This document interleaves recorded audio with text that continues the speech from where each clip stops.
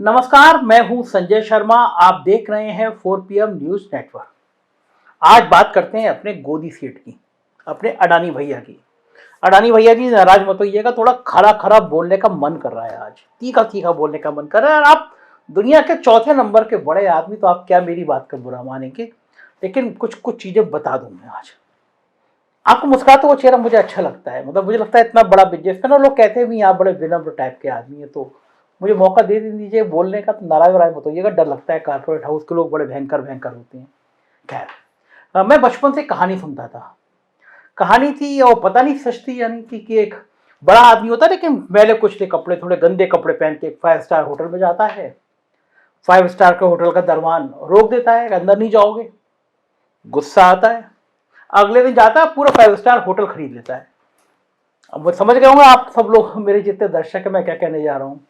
तो अपने भैया जी को गुस्सा आया और पूरा एनडीटीवी खरीद डाला। इस दौर में भैया जी खरीदे जा रहे हैं, सामान खरीदे जा रहे हैं, जो मन में आ रहा है, जिधर निगाह पड़ गई उधर खरीद डालो। राफेल है ना, वो राफेल गांधी ट्विटर पे आप उसके ट्वीट उठा के देखिए, बड़े मजेदार मजेदार ट्वीट करता है कि अडानी जी की लाइट कम आ रही थी, तो अडानी जी ने कहा पावर, सारे पावर हाउस खरीद डालो। तो जिधर अडानी जी देख लें, समय जिस तरह गोदी सेठ देख लें, उधर खरीद लिया जाता है, और देश में खरीदने का चलन चल रहा है।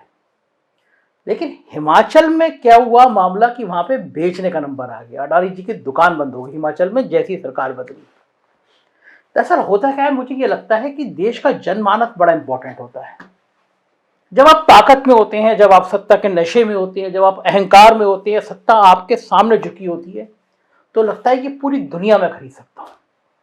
और मैंने एक दो नहीं, ऐसे बहुत सारे लोग देखे हैं, कई ब्यूरोक्रेट देखे हैं, कई पॉलिटिकल लोग देखे हैं, उनमें उनमें थोड़ा गुरूर आ जाता है, ईश्वर होने का बोध आ जाता है कि मैं तो ईश्वर हूं। बड़े आदमी तो ही है, जब हमारे प्रधानमंत्री जी आपके सामने नतमस्तक रहते हैं, जो तुमको हो पसंद वही बात करेंगे, गाना गाते हैं प्रधानमंत्री जी आपके सामने आके, तो आप बड़े आदमी तो ही हैं अडानी जी। तो गोदी सेठ के प्रति लोगों में चिढ़ बढ़ रही है। मैं अभी लौटा, बंबई गया था, तो एयरपोर्ट पे था, तो एक साहब मेरे संजय जी से फ्लाइट में होता है ना, बात करते करते आप चले आते हैं, तो वो सज्जन बात करते हुए आ रहे थे, हम लोग उतरे लखनऊ एयरपोर्ट पर, तो अपने आप वो ज्ञान बताने लगे। बोले देखिए बताइए कैसे देश कैसे लौट रहा है, ये एयरपोर्ट पे जितने होर्डिंग नजर आ रहे हैं आपको। मैंने कहा हाँ। बोले इनका जरा सा किराया हुआ करता था 1,00,000 1,50,000, अब इन सब होर्डिंग पे आपको सरकारी विज्ञापन दिख रहे हैं, और इन होर्डिंग के रेट 5 गुना ज्यादा कर दिए गए हैं। एयरपोर्ट पे होर्डिंग, एयरपोर्ट गिफ्ट अडानी भैया को, मतलब गोदी सेठ को, सरकार के होर्डिंग, सरकार के रेट 5 गुना ज्यादा। मेरा ड्राइवर बोला कि यहाँ पे पहले बड़ा कम था, अब तो पार्किंग का रेट दुगना तिगना हो गया है। अब वो सेब की दुकान पे जाइए तो सबसे बड़ा महंगा सेब है, उस पर भी छोटी सी चिट लगी हुई अडानी भैया की। तो खैर मैं बात ही कर रहा था, इस दौर में, इस देश में, जब सब कुछ अडानी भैया का नाम न्यौछावर हुआ जा रहा है, तो पहली बार 2014 के बाद पहली बार कहीं अडानी जी का डिब्बा गोल हो रहा है। कहीं अडानी जी को इस हालात में पहुंचाया जा रहा है कि अडानी जी के पसीने पसीने आ रहे हैं। क्या आज के दौर में यह सोचा जा सकता था कि देश में कोई अडानी की दुकान बंद करा सकता है? आज की तारीख में अडानी, आज की तारीख में गोदी सेठ से टकराने का मतलब होता है साहेब को सीधे चुनौती देना।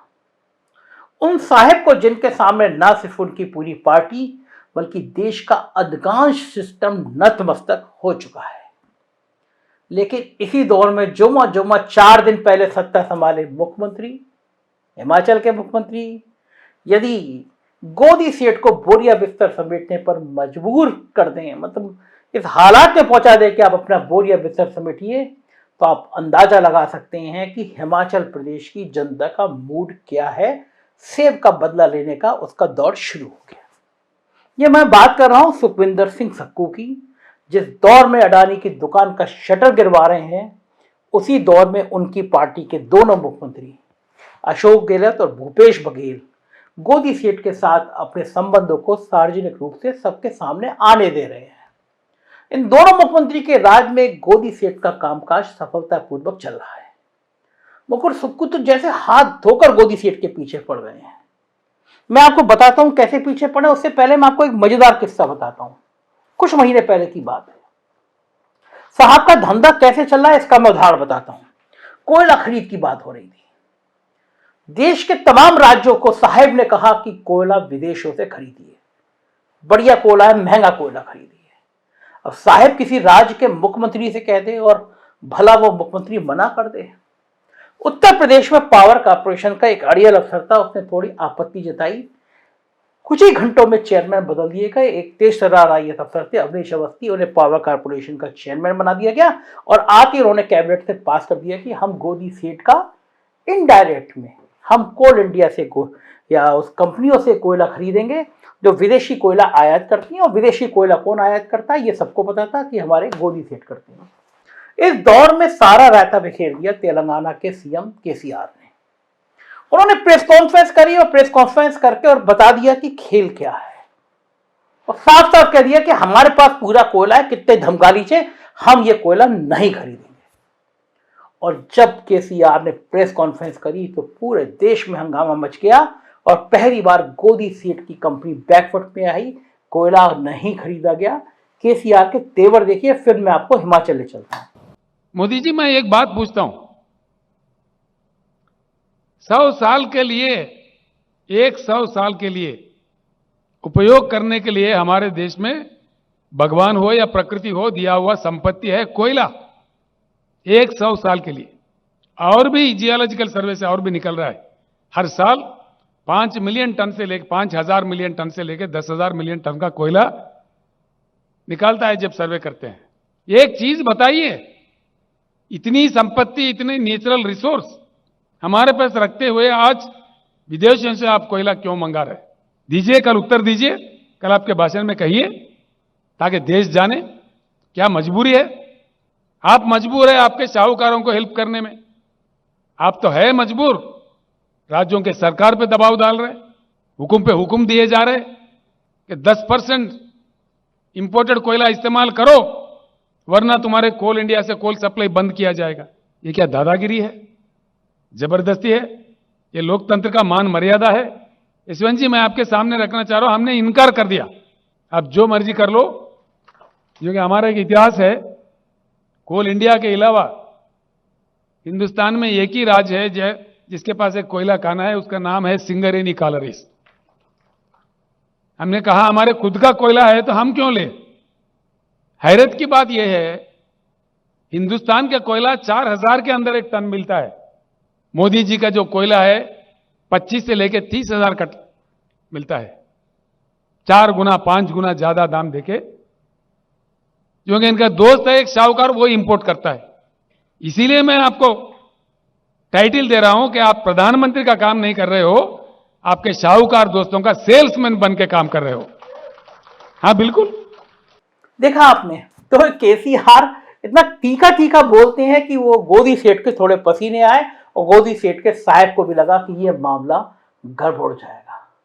दरअसल जब जनता के बीच में सारी बातें जाने लगती हैं तो इस देश में जनता जनार्दन है और जनता की नाराजगी कब किस पे भारी पड़ जाए लाले पड़ जाते हैं। तो चलिए मैं हिमाचल प्रदेश लेके चलता हूं और बताता हूं कि कैसे सीएम वहां के गोदी सेठ के पीछे पड़े।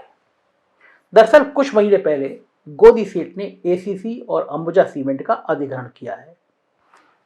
देखिए भैया जी, अडानी भैया जी, गोदी सेठ से बुरा मत मानिएगा, जिसकी गोदी में सब बैठ जाए तो वो गोदी सेठ है। मीडिया में एक बड़ा चैनल था जो गोदी मीडिया नहीं था, आपने उसको भी खरीद लिया, तो उन्होंने रवीश कुमार ने आपका नाम गोदी सेठ रख लिया। आप हमें मोटे मोटे मेरी तरह अच्छे लगते हैं तो मैं आपको गोदी सेठ कह रहा हूं तो उसमें बुरा मत मानिएगा। तो था हमारे गोदी सेठ ने कुछ महीने पहले एसीसी और अंबुजा सीमेंट का अधिग्रहण किया, जिसके बाद उनका ग्रुप देश का दूसरा सबसे बड़ा सीमेंट उत्पादक बन गया। मगर अब हालत ये हो गई कि गोदी सेठ के ग्रुप ने घाटे का हवाला देते हुए हिमाचल प्रदेश में 2 सीमेंट प्लांट को तत्काल प्रभाव से बंद कर दिया। सरकार बनने के हफ्ते भर के अंदर बंद कर दिया। नोटिस छपवा कर दिया कि कल से साहब लोग मकाम पे मत आइए। हजारों मजदूर उनके पसीने आ गए। तो जानकारी मिली उसके मुताबिक अडानी ग्रुप ने बरमाड़ा जिसे एसीसी से खरीदा था और दादल हाट जिसे अंबुजा सीमेंट से खरीदा था, उनके अपने प्लांट को बंद कर दिया है। कंपनी की तरफ से कहा गया कि ट्रांसपोर्ट और कच्चे माल की लागत बढ़ने की वजह से कंपनी के मार्केट शेयर पर बुरा असर पड़ रहा है, महंगा हो रहा है, माल बिक नहीं रहा है। इन सब की वजह से अडानी ग्रुप को इनका नुकसान उठाना पड़ रहा है, अतः इन दोनों प्लांट को तत्काल बंद करना पड़ेगा। लेकिन इन दोनों सीमेंट प्लांट के बंद होने से 6000 से ज्यादा ट्रांसपोर्टर और 1800 से ज्यादा कर्मचारियों पर बहुत बुरा असर पड़ा। उन्हें समझ नहीं आ रहा वो करे तो क्या करें। हंगामा मच गया। कम्युनिस्ट पार्टी ने तो अडानी ग्रुप पर गोदी सीट के ऊपर क्रिमिनल मुकदमा दर्ज करने की बात कर डाली कि आप इस तरह फैक्ट्री बंद नहीं कर सकते, मजदूरों को सड़क पर नहीं ला सकते। जानकार सूत्र बता रहे हैं इन प्लांट्स के बंद होने के पीछे का असली कारण वो नहीं है जो गोदी सीट की कंपनी बता रही है।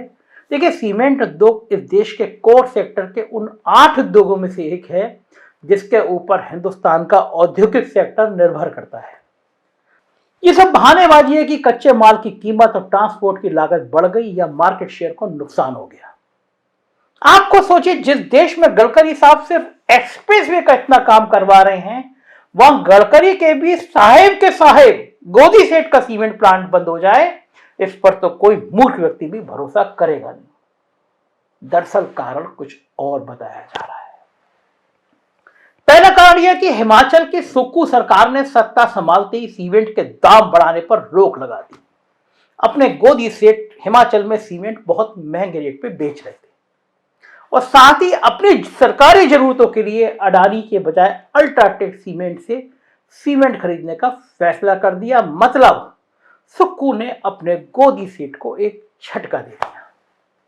दूसरा कारण यह कि एक तरफ हिमाचल की सरकारी खरीद का रास्ता रोकने के कुछ पहले ही गोदी सेठ ने 5 रुपए प्रति बोरी सीमेंट का दाम बढ़ा दिया, जिससे प्राइवेट डिमांड भी घट गई।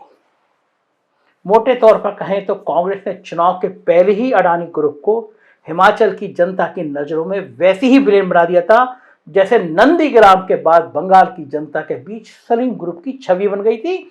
और यह सब हुआ सेब के होलसेल बिजनेस पर जयराम ठाकुर से अडानी को मिली मोनोपोली और इस मोनोपोली से पिस रहे सेब के बागवानों के गुस्से के कारण।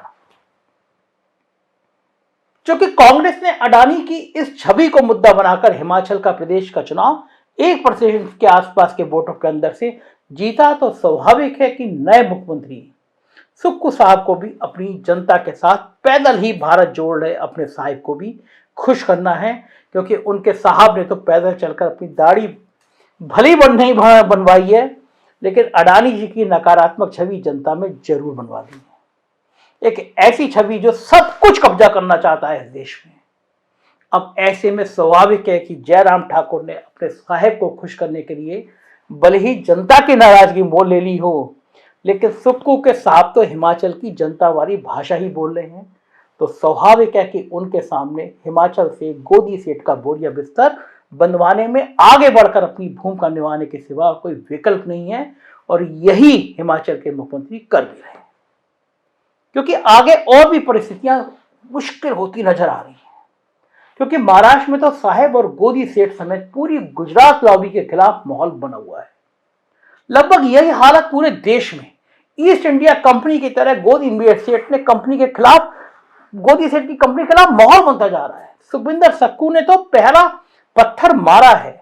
और जैसे मैंने कहा कि देश के जनमानस को नाराज नहीं करना चाहिए। आप पे कितनी दौलत हो, लेकिन जब बात यह आएगी कि देश में लगातार लोग भूख से तड़प रहे हैं, 80 करोड़ की जनता को 2 वक्त की रोटी नहीं मिल पा रही है, और ऐसे में एक शख्स का नाम आए, वो सब कुछ खरीदता जा रहा है, सरकार सब कुछ उस पर लुटा रही है, तो गोदी सेठ ये देश है, इस देश की जनता बहुत संवेदनशील है। क्या करेंगे? खाली हाथ आए, खाली हाथ जाएंगे। जनता की भावनाओं को समझिए। हम तो इतना ही कह सकते हैं, इस सफर है बहुत मुश्किल, जरा संभल के चलिए। देखते रहिए 4PM न्यूज नेटवर्क। ये आपका चैनल है जो तीखा तीखा बोलेगा, सच बोलेगा। हमें ना काहू से दोस्ती और ना काहू से बैर। उत्तर प्रदेश की खबरें देखनी हो तो 4PM यूपी, बिहार की खबरें देखनी हो 4PM बिहार, और गुजरात के लिए आपका अपना 4PM गुजरात हाजिर है। प्यार दीजिएगा, सब्सक्राइब करिएगा। शुक्रिया, थैंक यू।